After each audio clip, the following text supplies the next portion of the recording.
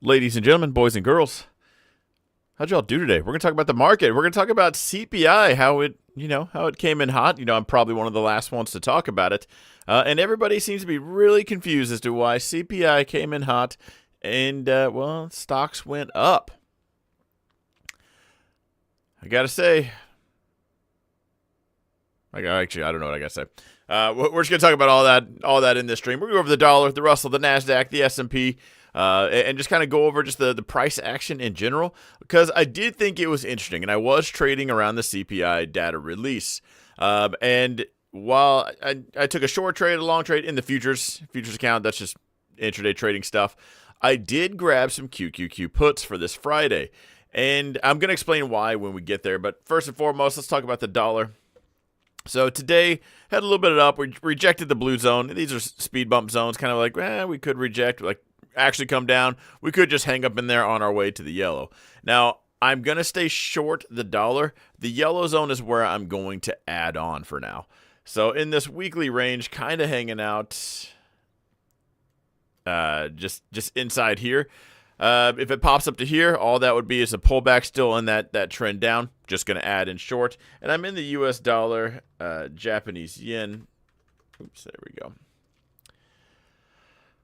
So hopefully that's about it. It'd be really cool if that's a lower high and it's just coming in hot, well below this. I want a full-blown reversal and to come down. So we're starting to actually see that weakness. Or it's just going to keep doing this and just keep grinding up. We're fingers crossed that doesn't happen, but that is the goal, and that's why I'm showing you guys a clean chart here without a whole bunch of zones, is I want that to be a lower high and start looking for the lower lows, and as we bounce, start adding on to it.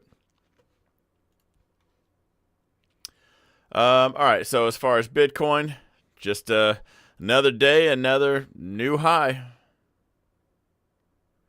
Last time we pushed up like this, we spent weeks. Now, a lot of people might think it's overbought. If you're just looking at the candles right here right by my head, see how these look a little bit different right here? This is the last time Bitcoin got to the overbought status. So RSI, overbought, right? And that was at 13,000, and then it ran all the way to 60,000. So while some are saying it's overbought now, you can see on the RSI, we could just be getting warmed up. We're starting from 30,000 this time. Not to say that that's going to run the exact same percentage or anything like that, but be careful with the overbought scenario with Bitcoin. And we talked about this a while back. Once we got above, I had a line right here, and once we got above that, the momentum is here. We're off to the races. Sorry, the line was right here. It was actually right above these wicks.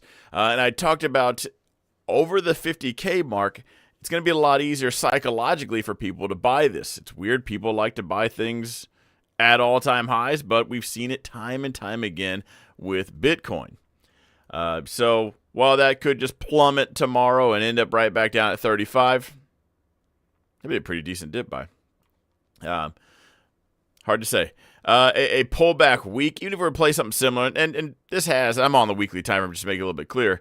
You see after run-ups, we have a week, so here's 2 weeks here in the red, here's 1 week in the red, so we do have some pretty decent pullbacks. So right now, a solid red week, pulling that thing down to 58 would be at that point, probably not a bad dip buy. If you guys like what I do here and all that, do me a huge solid, because we switched over from Don Fron Show to Don Fron Trading. I do need everyone's help, sharing, and then make sure you guys are subscribed.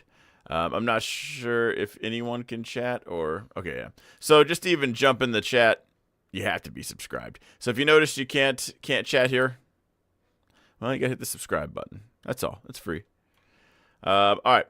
As far as the Russell goes, so the Russell broke down a little bit, which let me check, because last time I checked XLF, yeah, the financials were going for it, which usually can run the Russell. It's the bigger portion of the Russell. I was like, man, Meta and the financials are just running the S&P today. Abraham does say turn on the notifications. Exactly. You need to turn that bell on. So I should delete the Don Francho? Why would you ever do that? Do you just hate me? You just can't wait to drop something? No, don't ever. I would take that very personally, Lisa. All right. So anyway, as far as the Russell goes, is this SMCI. What'd that do today? Nope, even that's up. So finding a reason for this catalyst. So far, we're holding this, again, speed bump zone.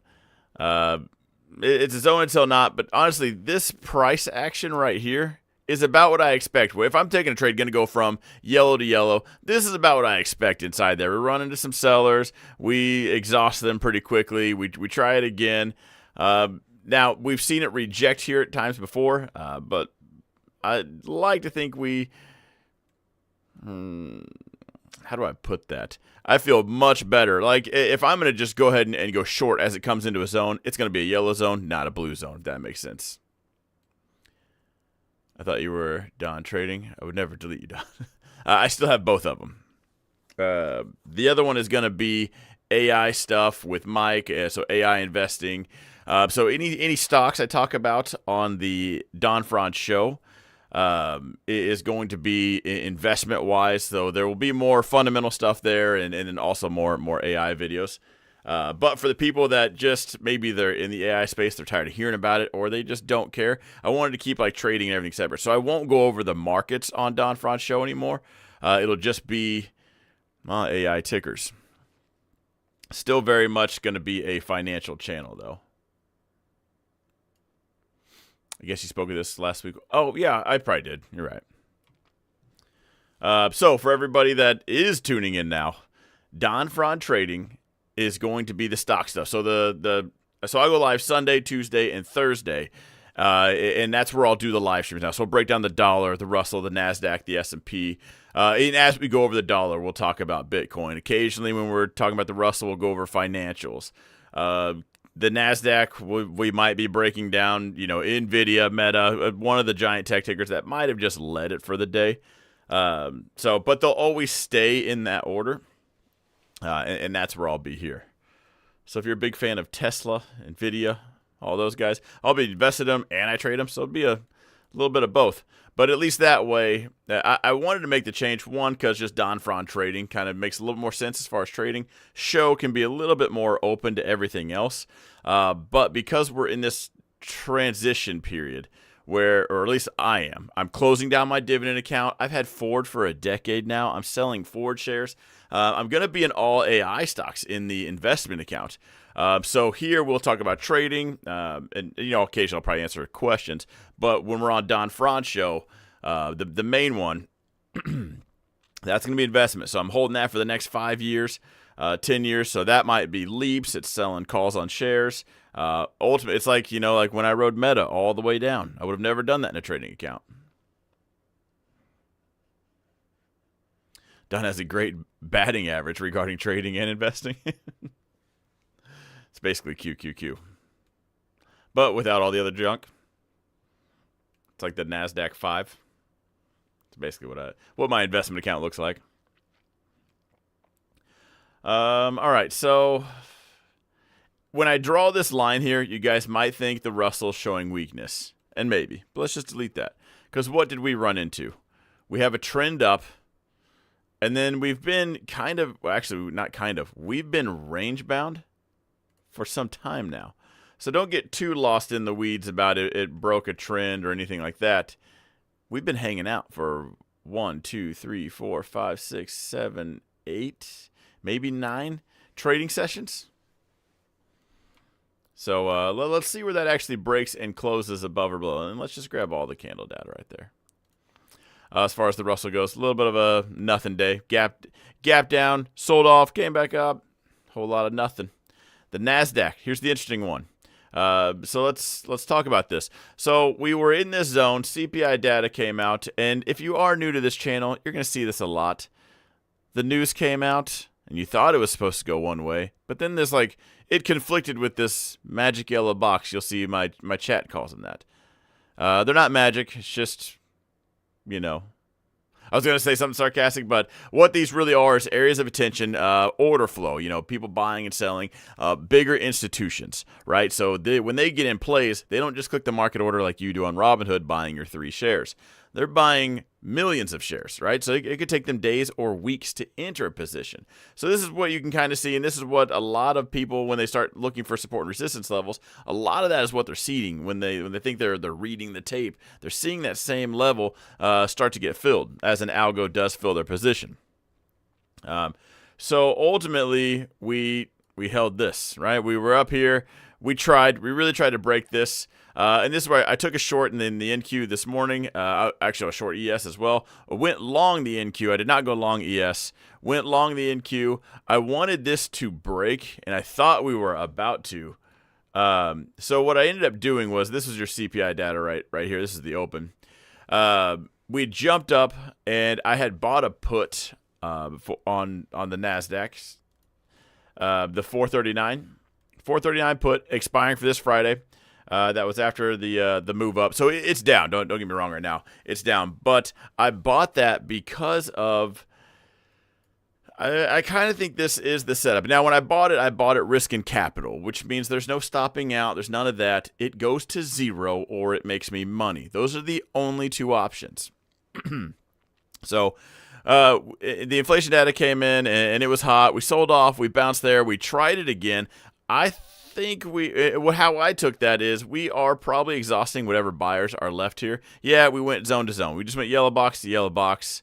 And ultimately, we are still on the grind up. But, we can call this a big but or what? I don't know. The way we sold off last time down here, things characteristically changed. They started to trade a little bit differently right here. Now, we had now look at the last time we sold off. It took us, this is the 4-hour chart, it took us some days to sell off like this. It took us 4 hours. Okay, and then the inflation data came out. Yeah, we went all the way around. Everyone was just out here trading away. Now I have not added on, and I thought about going short again right here, but I might just grab a NASDAQ contract and maybe hold that. Maybe not. Instead of going in with a couple or a few contracts, maybe just grab one, give it a little bit more wiggle room, and see if I can't ride the NQ down to here and hopefully pass that. What I'm looking for is us to test this zone again and break. But first, we need to reject this one right here. Let's see. Tell them how many Bitcoin you have. That will get their attention. My account is not anyone else's. I don't get why people do worry about that. I think it distracts from their own work. Am I getting out of Meta? Don't they pay a dividend now? No. Are you kidding me, Gary? Let's not ask stupid questions. Okay? Ever. The only thing is, am I getting out of something else to buy Meta? Maybe that was a typo and you forgot to put in those other words. No, Meta is a very big AI ticker.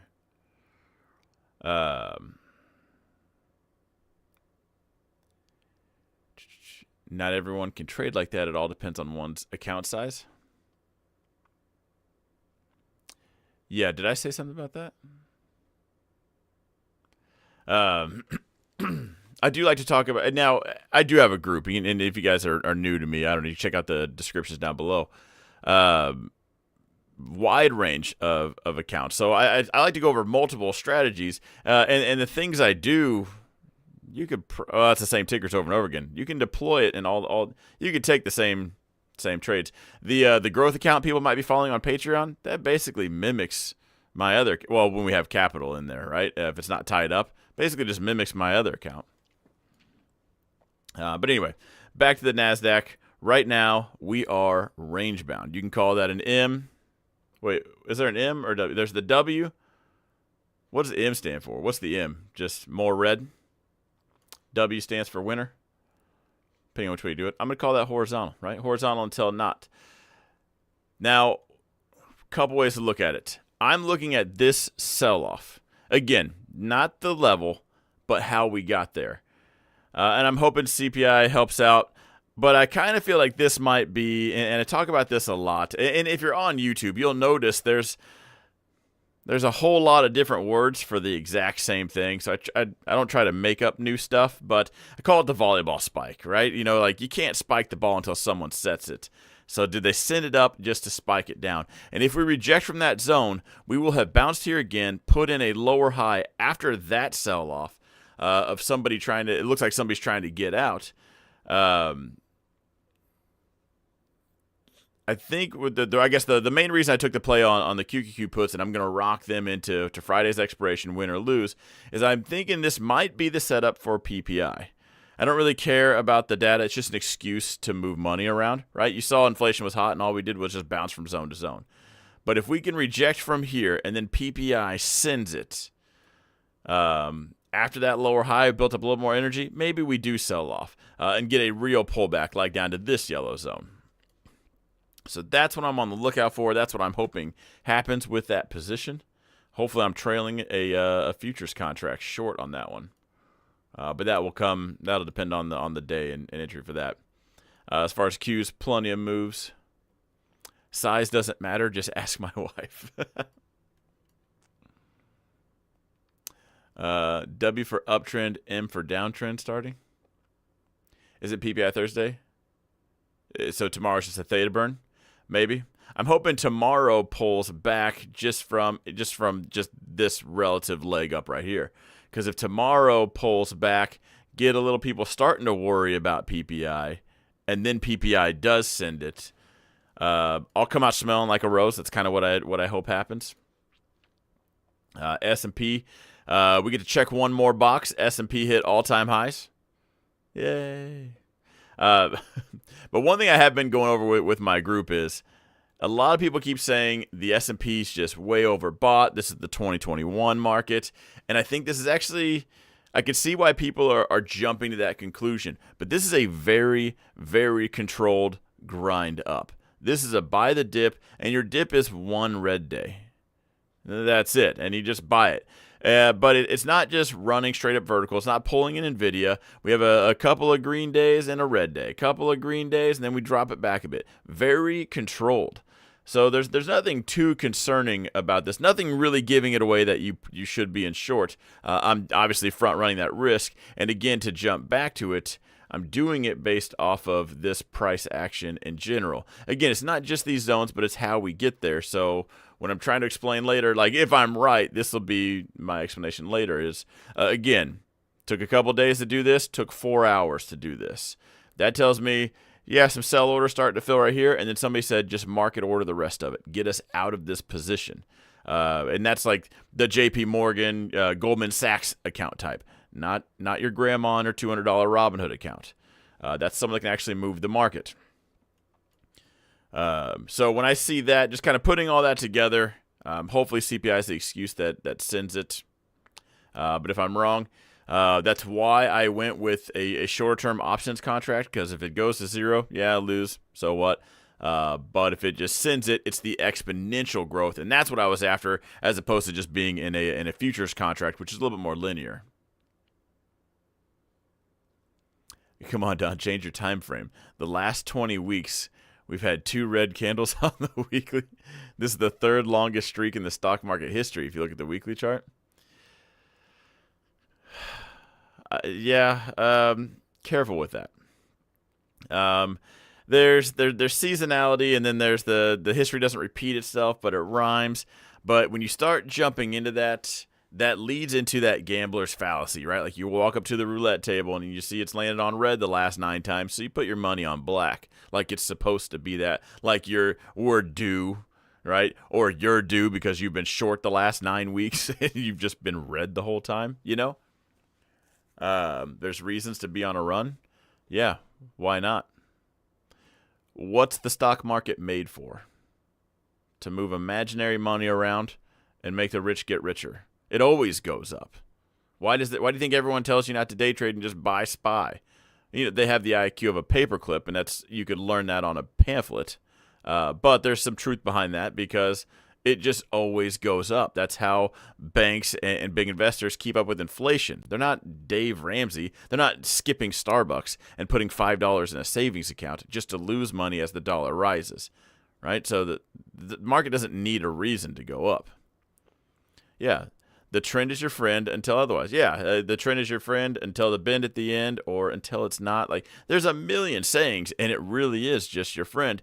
So if you're going to try to front run that risk, because I like to catch knives. That's just me as a trader psychologically. I feel better about if I catch that knife and lose, so what? I knew what I was getting myself into.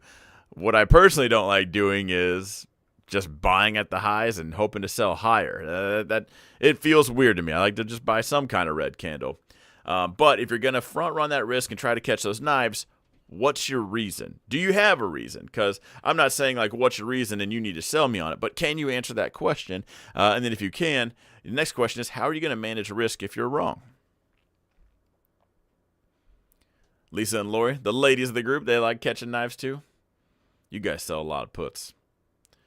I'm not saying short the market because it's been running 20 weeks, but maybe do nothing and wait for a pullback. I hear you. And so far that's easy street right now. Wait for a red candle, buy it, and then kick your feet up on the desk.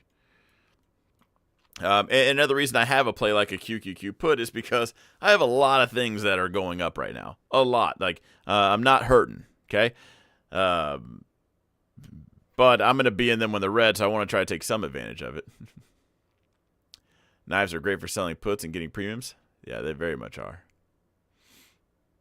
I'd like to get into some SPY or QQQ leaps. Yeah, but for me to buy a leap, you have to get those on sale for sure. All right, so as far as SPY goes, we are, if we go to the daily, technically not an all-time high.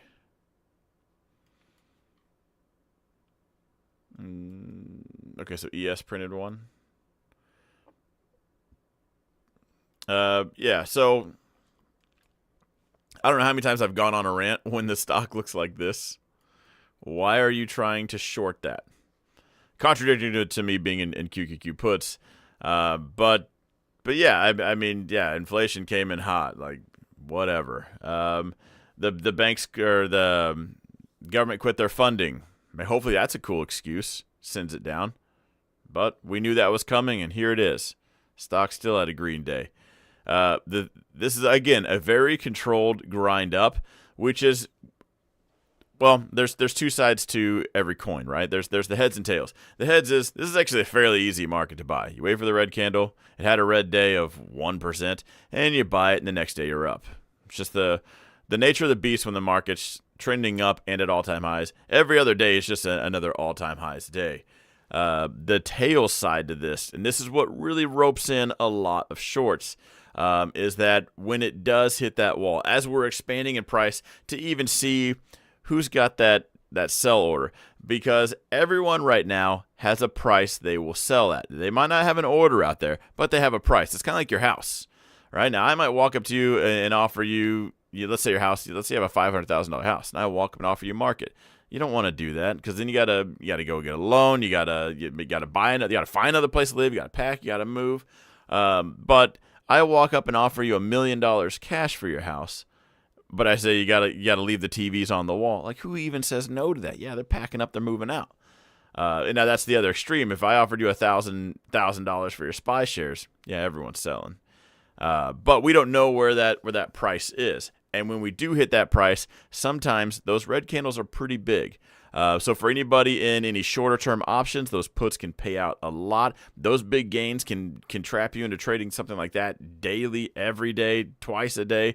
If you're a newer trader and you can't handle those emotions, there's a huge emotion when you catch one of those puts at the right time.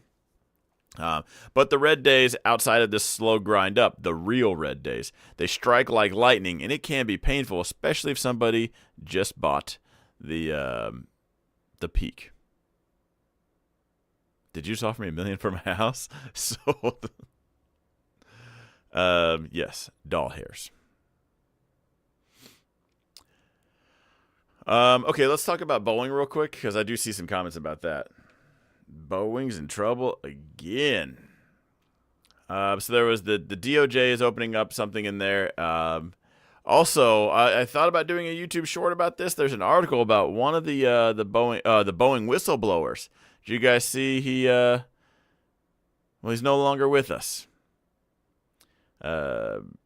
He found the off switch. Sorry, not to make it morbid. But so the whistleblower around this time finds the off switch. Seems suspicious. After Boeing has already settled billions in a previous one where their planes were falling out of the sky. Now their doors are falling off. Luckily, they didn't make it to cruising altitude and rip that plane to a million little pieces. Boeing and murder. I mean, I don't trust anybody when there's billions involved. I mean, I've seen crackheads try to kill someone for $100. Let alone starts with a B. That's a lot. The CEO of Southwest said that Boeing needs to be a better company. They are scaling back flights as Boeing is delaying deliveries. Yeah, because they have to go into more inspections. And I was watching a little bit about this, but the news kind of caught me off guard with the guy finding the off switch for himself. But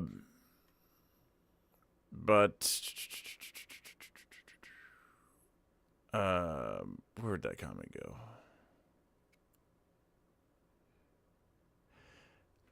You said, okay, so where was the long-term?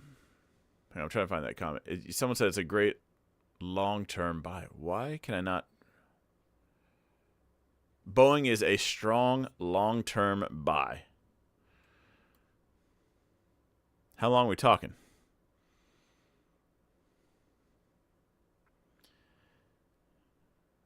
Because if you bought it in 2017, you're at break even. You saw some up, you saw some down, you're at break even. You had to have bought it, I guess, caught the dip in 2020, or have bought it, somewhere down here in 16 or before. They quit paying their dividend, so it's not as good of a buy as people. I gotta be careful when I say this. Here's the weekly chart. So going back from 2000, if you still had it, we're on a decent trend up. If you're taking any like mean reversion plays, let's go here. I don't want to sell you on a play, but we have this trend up, so we're bouncing inside here, and then we go from here to here. Again, coincidence or not. Getting a little outside of it, getting a little under it, but kind of just hanging out in here. And we are at the lower end of that. Hopefully it is. But I did like the question of, hey, did you sell any puts on that? I think this one might be a better one to wait on. Unless, if I were to sell it, I'd have to be selling the 170s. If I were, like, let's say, and I would have to want to own this. I'm going to own this in my account. Because I think they're going to bring the dividend back and the doors are going to stay on while they fly. So you're bullish overall. The next 5 years, this is going to be up. The only way I'd probably get in this right now is selling puts, and I would have to get paid to get in cheaper. Steve says, allegedly. Let's see. My thinking is once the FAA says the problems are corrected, it's going parabolic. You think Boeing still has that kind of? I guess if you call this parabolic, yeah. We could probably see a decent up move on this. It's not an unknown ticker. I'll give you that one. There's probably a trade opportunity in there. But you know what? My 2 cents on this, and everybody has their own, right? It's all about how we manage risk. I think you could probably afford to wait until that does happen, because let's say they announce tomorrow, or a week from now, right? Price could be here, could be down here. They say, hey, all clear, take off, everything's good, the doors are going to stay on, and not with just duct tape. We put the bolts in this time. Yeah, the guy didn't miss out on that part of school. You're good to go. Do you think it just, gaps up 5% the next morning? That's it? 10%? Do you think it just has a one morning gap from 178 to 268?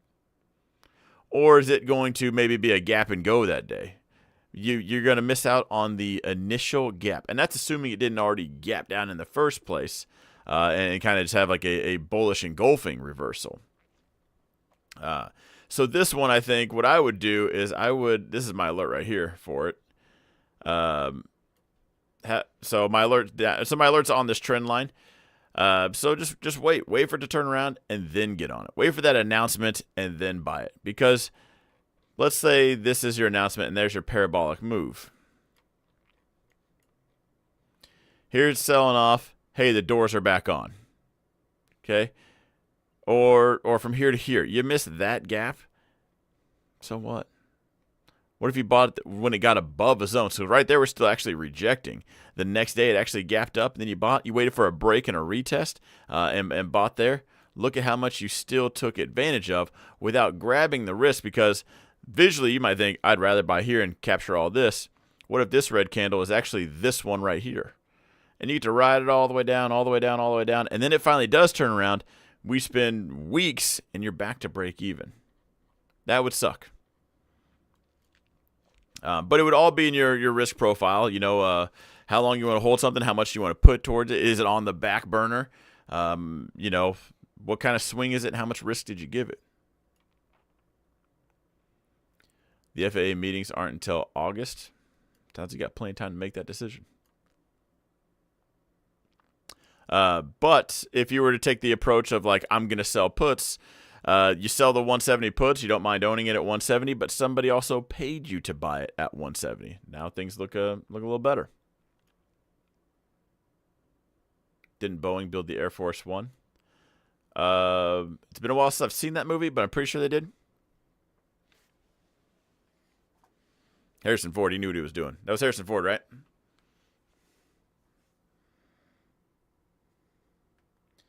I do have some other tickers to break down. And then we do have to get rolling because I have like 15 other things to record tonight. There is going to be another video coming out tonight that I'm going to record right after this on the Don Franz Show. It is going to be an AI one. An AI-related one. There's going to be a question there, too. He says, so I did that thing. I don't know if I called it revenge trading or what, but I'm fully prepared to get yelled at. But I saw you get into the QQQ puts. So I said to myself, I like that also. But I believe I chased it because my fill for this Friday expiration was 420.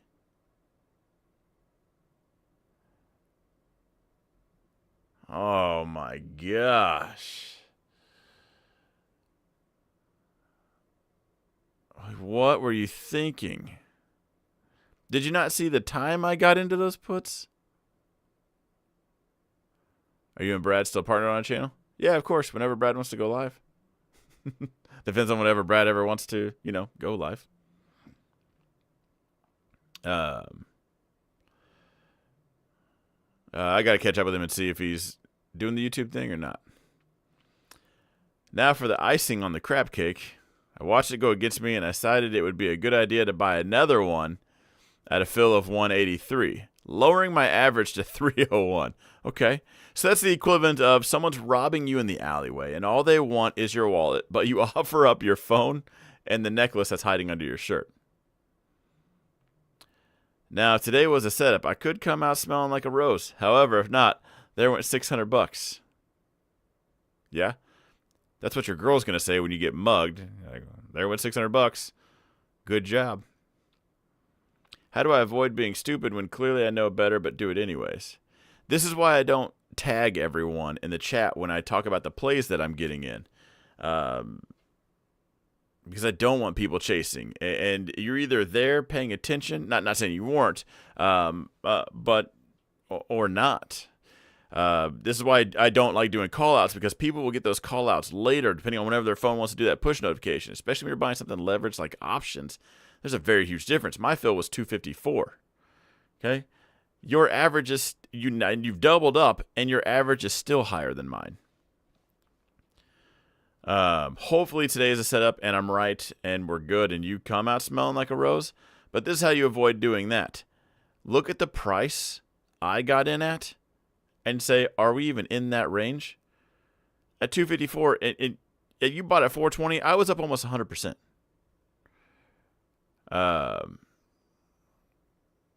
So yeah, that's what I would do. To avoid doing that, pull up the options chain and see, like, I mean, I saw you ask me what expiration. I didn't know you were really trying to just, because that was so much later. And yeah, had you just scrolled up a little bit further, I said the expiration. It was just, I ended up saying it. What you saw was, I'd already said my plan, and then what you saw was, hey, I got in.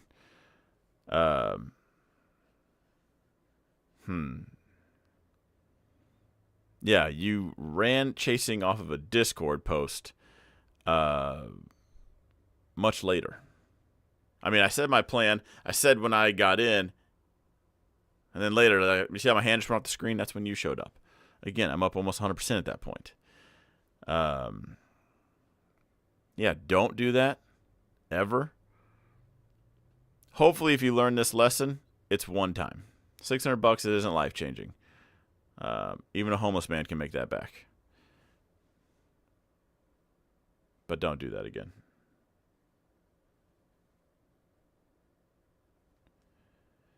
Hang on. You said this needs to happen. This is needed. Yeah, it does need to.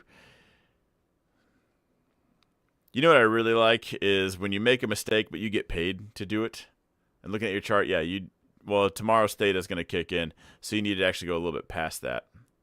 So what you have is it needs to get down to here. Probably needs to get more to here. No, actually, never mind. You'd be probably pretty comfortably up. Okay, you have your break-even price. Never mind. Okay, if it gets there, that's your break-even at Friday. If we were to hit that tomorrow on a red day, I would manage that one. The question you're going to have to make is, let's say, I've done this in the past. It's not something I would ever recommend doing. But you got in pretty high. The trade maybe still made sense in your mind, so you added on. You brought your average down to 301. You're in 2 contracts now instead of 1. What you could do is set a sell order at that 301. Now you're back at break even. Oh, you're back down to 1 contract with a little bit less. Doesn't make sense then. But I would make that decision at, so your average price is 301. So I'd make that decision at 301, whether I'm closing both or just one, but I'm for sure, without a doubt, closing just one. If you got the opportunity to even get back to where you're at, you could have the opportunity to just close that thing down and say, that was silly, I shouldn't do that anymore. But if you think you still want to ride it, maybe the trend is still in your friend, still being your friend, then maybe just close one down, get back down to a normal, manageable risk. That makes sense?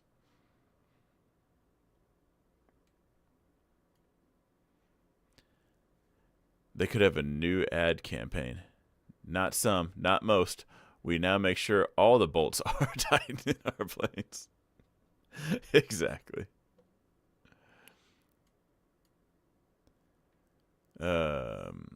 Cheesesteak mentioned the low volume after hours pushing things up, then huge volume slams it down. NVIDIA is currently looking to do that again this week. But NVIDIA also has some volatility. I mean, as far as shorting that with puts, you're going to pay. You're not just going to grab that cheap. Chef Short. The Chef's Warehouse. What I would do is I'd go short with my stop at 37.35, and I'd probably put out like a Facebook post saying I got food poisoning from there or something. And then like email it to somebody at Bloomberg. Just thinking out loud. Also, just kidding. Please don't do that.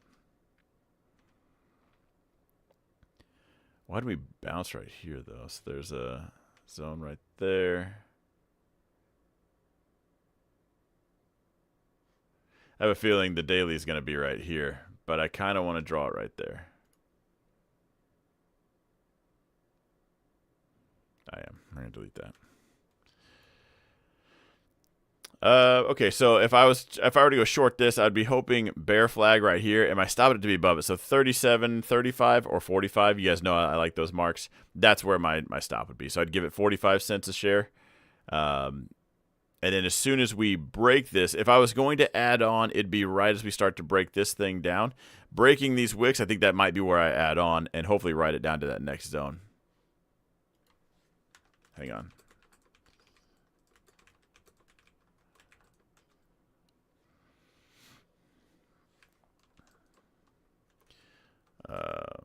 Hang on. There we go.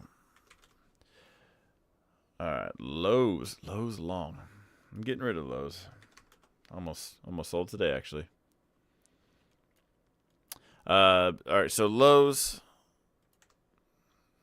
I gotta say that's the reason why I didn't earlier is a rally-based rally. Some might call that a bull flag, but we jumped up. We really went sideways right here, and we have nothing but Winnie the Pooh, nothing but the bears right there. Still very much a kind of sideways, but still very bullish. So if it actually does break this, I'm closing it. This is actually in my dividend portfolio, and it's on the chopping block because it's going to go into an AI ticker. But for now, like if I'm getting in now, if I'm trailing it now, either way, everything now is 238.85 is where my stop would be at. And I wouldn't call that chasing or anything. Like buying right here is chasing. Buying at the exact same price after this price action, I think is a much better setup.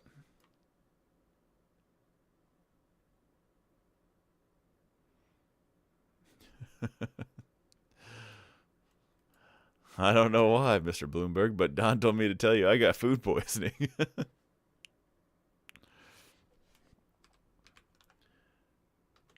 Monster. Woo. Monster long.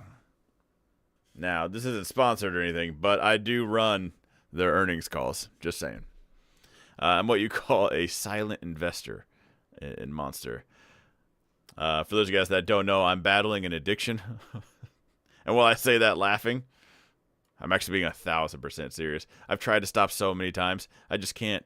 Sometimes I think I even need the caffeine, but sometimes I get so excited when I think a Monster sounds so good right now. Can you guys tell when I quit Monsters, by the way? 100% this is when I quit drinking Monsters. And now we're back. And I'm not going to lie, I did have 2 today.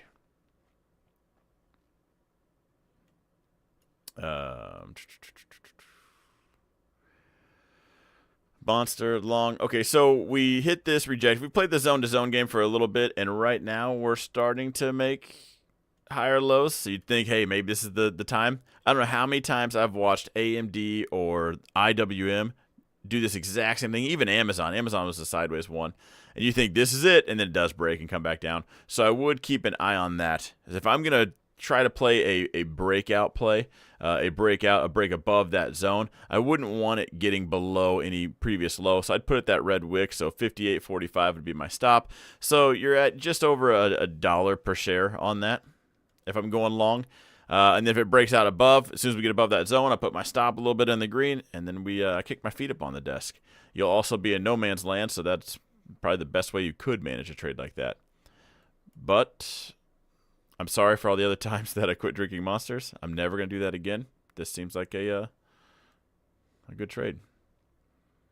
Short to bounce on the U.S. dollar, Japanese yen. We did do that. Hang on. I'm going short again. It depends on, for sure, at this zone. But if we look at the dollar, there's a yellow zone at the dollar right about here. I'm already short, and if this holds right here and we chop around, I would think drop base drop, if not bear flag. And yeah, so if you're trading on a smaller time frame, if you are going to go short, my stop it to be above today's high. What's up, rusty golfer? Even on your rustiest days, you're probably way better than I am. What are my thoughts on ES? I hate giving this response because it always sounds like a dick thing to say. But if you just rewind it, I go over the dollar, Bitcoin, Russell, NASDAQ, and then SPX 500. That's like the ES futures movement. It'd be much better to actually just rewind and get that part other than the the TLDR I would give you right now. How do you view meta dip this week? Remember what I said about a crackhead offering somebody for $100? That's how I view it. Yesterday. So we dropped right down to the magic yellow box, found some buyers. Boom. That box happened to be right around this week's expected move. So all we did was get outside, touch that box, make it personal, rein it back in. What I would be on the lookout for actually is this right here. That would suck. So I don't call this out often. But that would be a pretty recognizable head and shoulder. So if we were to reject here and come down into this area, I bet we would hop right on down into this bottom zone. So what would be cool is if we hang out here and we do come down to this zone, but we don't break it, right? Ends up like all the other head and shoulders people talk about that never happen. And we kind of just go sideways like we did back here. I think that would be bullish scenario right now, or we can just get above and we can just keep dancing around. Let's go with there. But, man, it is just flirting with 500 above or below. Like, give or take, Meta's really hanging out there for a little bit. I want us to get comfortably above 500. I think that's just too close of a psychological level. Oh, so you already did that? Oh, just saying. What's up, man? It has been a while. Meta alert on where to go long if it drops to the 459 area. I would sell the 455 puts. That's where I would be selling, like, at the money. Oh, please. That sucked. Just even saying that out loud kind of made me think about that. But yeah, if it dropped down to here, I'm at least selling one at the money put. But if that breaks, there's going to be too many people talking about the gap fill. I might have to hedge and buy a short, like a put. But then we would be looking for the $400 mark. I need some long calls. I would wait for, the 459 zone down here if I were to go long like that. Or a shorter time frame and just grab a zone play.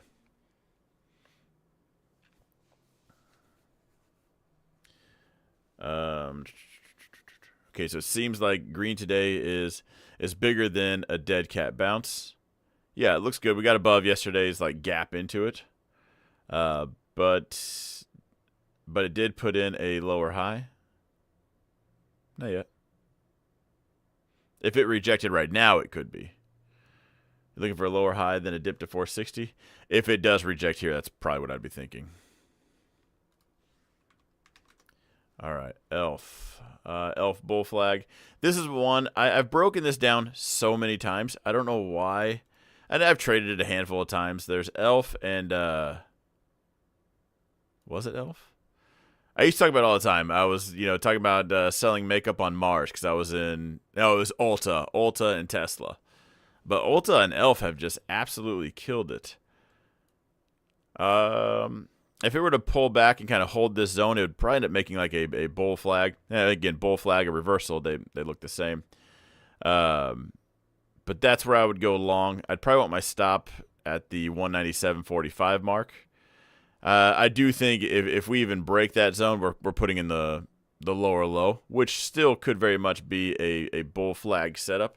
But I wouldn't want to ride it all the way down just to take longer to tag out. In phase, type 1 long, looking to sell puts. It's probably the only way I would do that right now because that is a weekly zone. You sold the 120s again? I missed your tag. You're the 117s. I saw your tag earlier. I thought about doing it, but I have enough of it right now.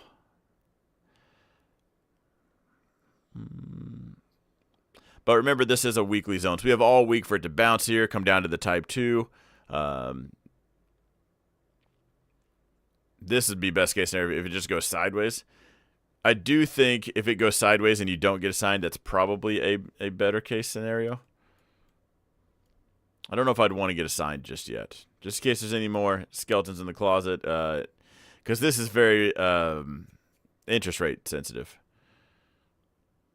So hopefully when we're on the up and up, this will be one that I am in.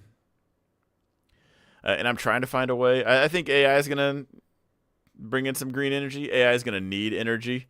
So it is still, in my book, one of the few that's not really an AI play. It's kind of a stretch to call it that, but will be in the AI portfolio.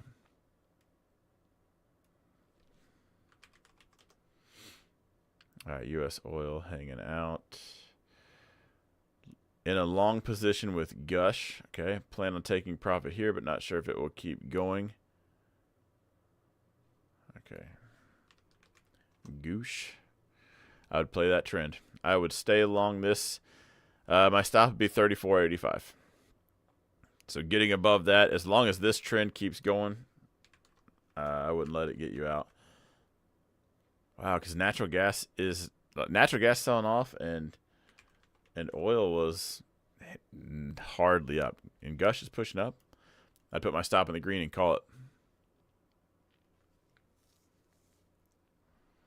Yeah, your stop would be comfortably in the green at that price.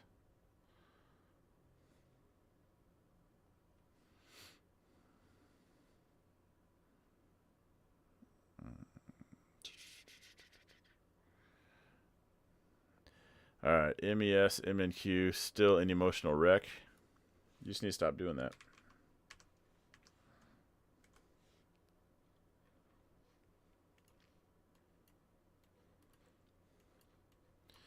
So, and this will be the exact same way for Thursday as well.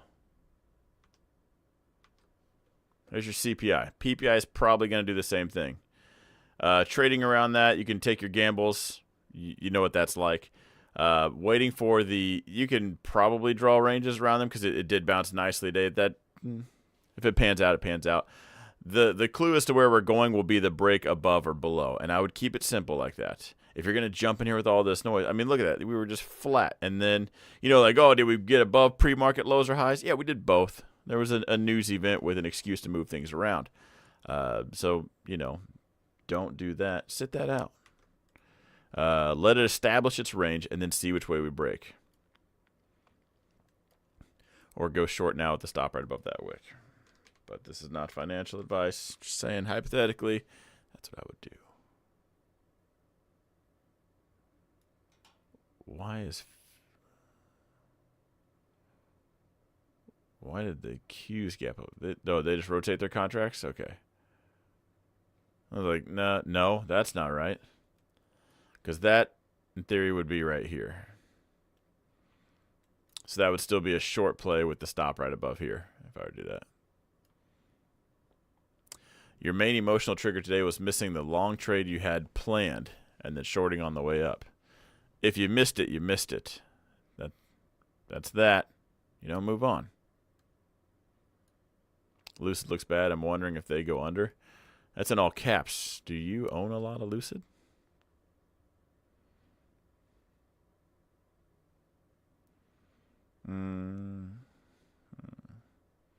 Yeah, Cody, tomorrow I'd keep it simple. Let's see what we do overnight. And then have an alert at the pre-market lows and highs. The London session. People love that's like the new term futures traders talking about on YouTube now. Anyway, breaks that up. You go bullish. We break it down. Start to go bearish. And just wait for that. And if you miss the trade, you miss the trade. Boeing. Selling off, and I think we go to last quarter's low of 175. Would like your thoughts. Yeah, we went over this earlier, too, as well, after the S&P 500, just because all the news. And yeah, I again, with that the whistleblower who's not alive anymore, I don't know if is that going to turn into something, or are they just going to just sweep that one under the rug like it didn't happen? I was thinking of shorting until we get there and switching long. If I was actually going to go short, I'd wait for some kind of pop-up and then go short shares. As far as the longs, I would be interested in taking, I talked about earlier, selling like the 170 puts.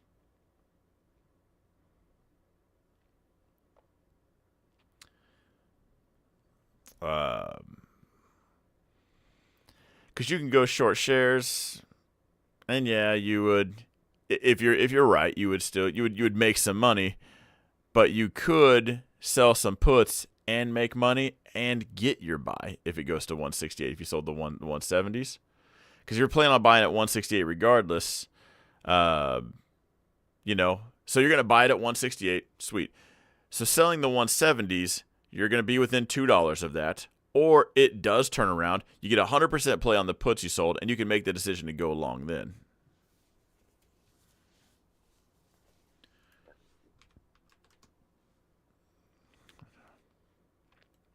Hopefully Mike's watching so so he knows.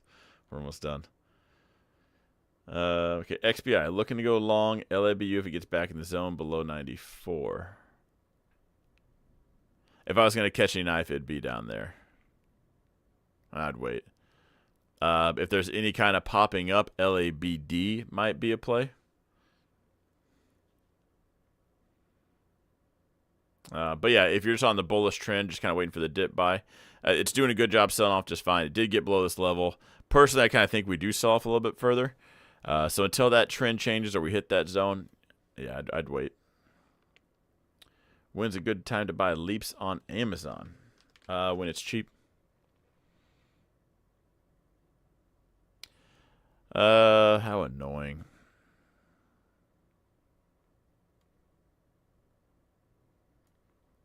If I'm right about AI, buying it here is just fine. Because if it pulls back into the zone, it goes from 175 to 169. $6. If your leap is gonna make or break it at about $6, it's not worth buying. Ideally, they break down, they get accused of something. If they could just get another monopoly court order, that would be great. The 150 mark would be almost, I don't want to say a no-brainer because we'll cross that bridge when we get there.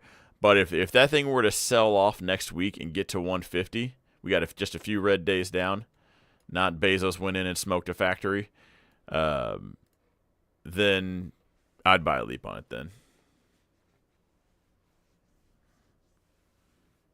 But it'd need a real pullback. Or if I was going to buy multiple, one now, save some cash for one later. June of 25. Yeah, that's the 18-month, yeah. Or would I recommend another ticker? Riskier ones would be Tesla and Google. Both in that sell-off phase. Yeah, I would put Tesla and Google above them. I mean, I obviously because I'm in a Google leap. But those would be my two.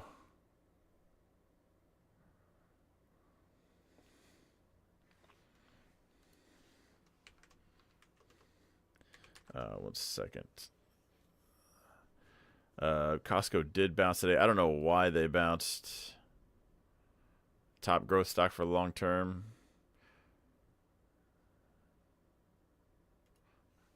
All right, so hit that zone and just bounce. I would be careful with Costco. If you sold puts today, that'd be cool. If I didn't sell any puts today, this is what I would watch out for. I'd want it to pull back, hold this 725 mark, and then I would sell. I know I like to sell puts right there. I would want the higher low to be put in. Because right now, if I sold puts, they're green. I'm probably locking them in. As it stands right now, that is a picture-perfect, just dead cat bounce. Looks like it's coming down. It's hard to actually be bearish Costco.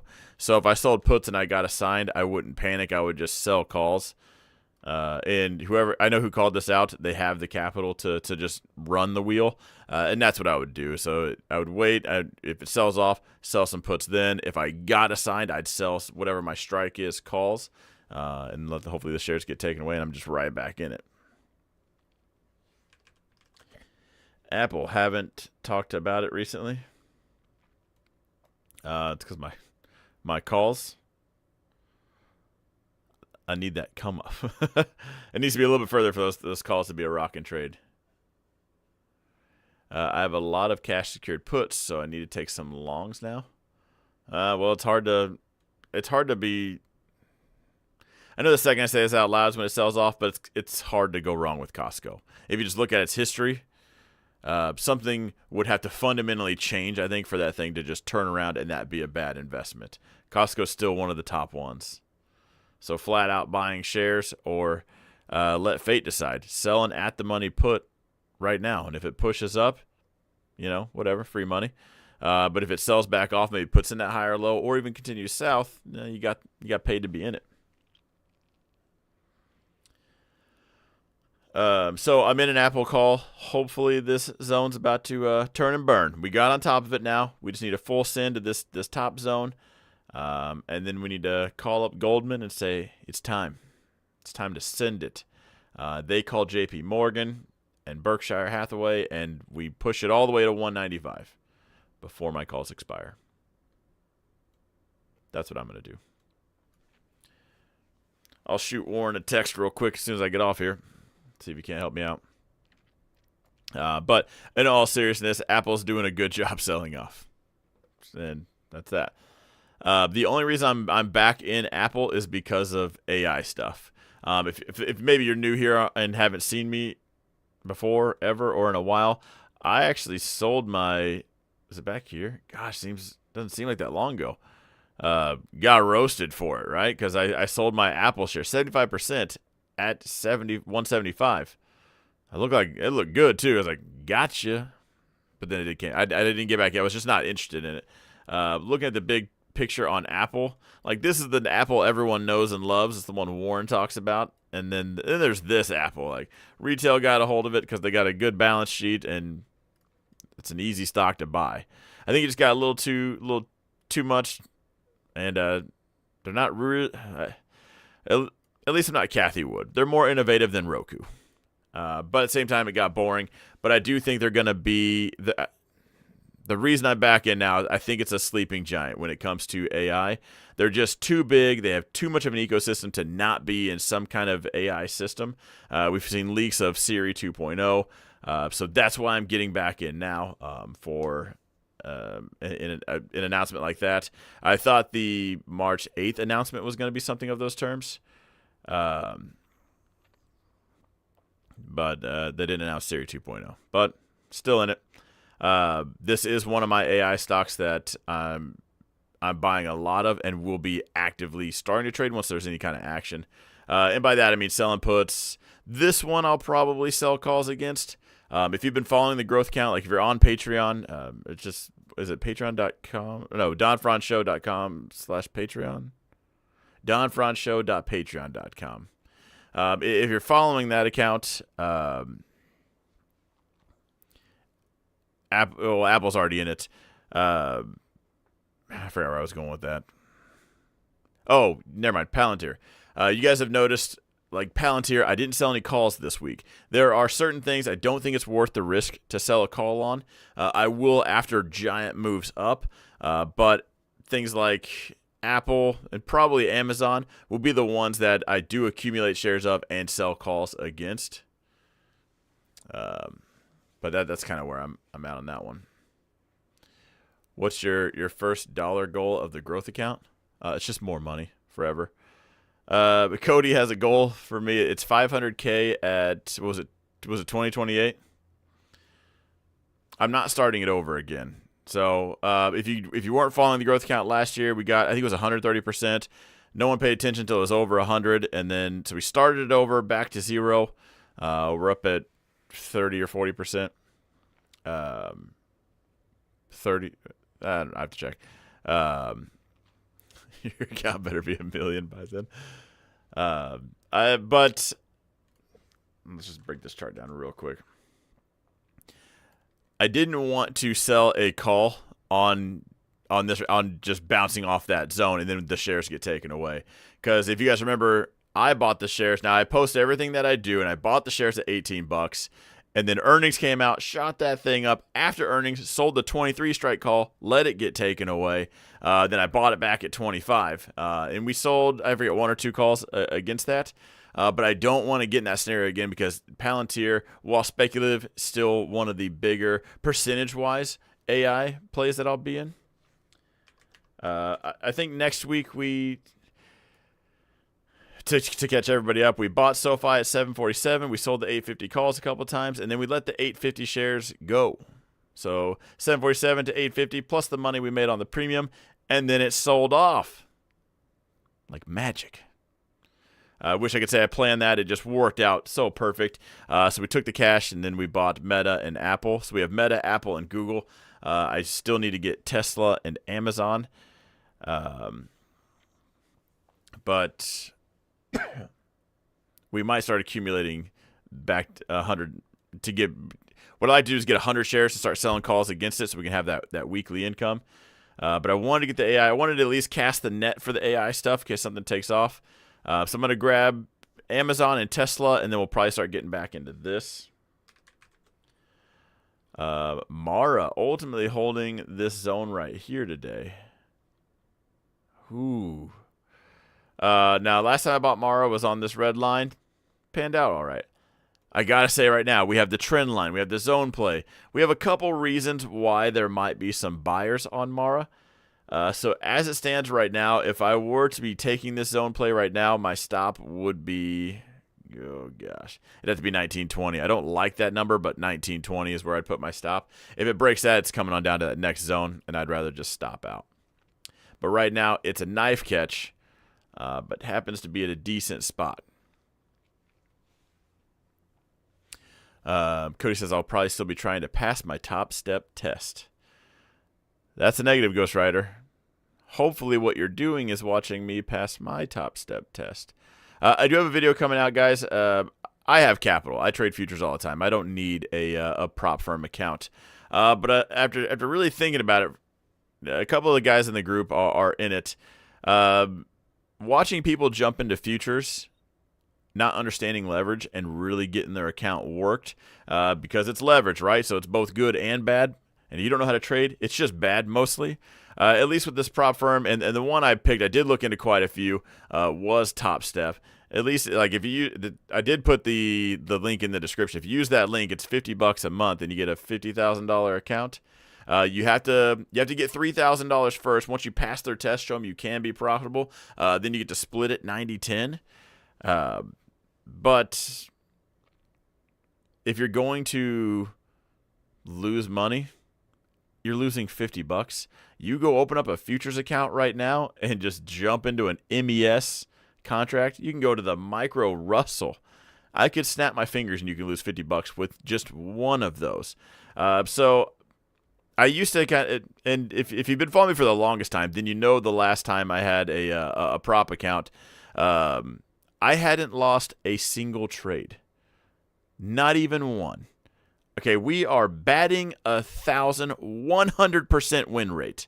And they reach out to me and say, hey, just so you know, because you're an affiliate, we'll give you a paper account that looks real and everyone will be none the wiser. That was so shady that I stopped. I was like, I'm not even going to be done. I'm not even going to be caught with this group. And so it took a while to get back into that, into that scene. So I'm not going to talk about Top Step now just because I'm an affiliate with them, but that is why I became an affiliate with them. As after looking into a few, that's the one I picked. So if you are curious about that, if you actually just click that link, it takes you to a video on their website. It kind of shows you who they are and why. But if you're going to get into futures trading, it's something you're going to do, I would encourage that just for how different it moves.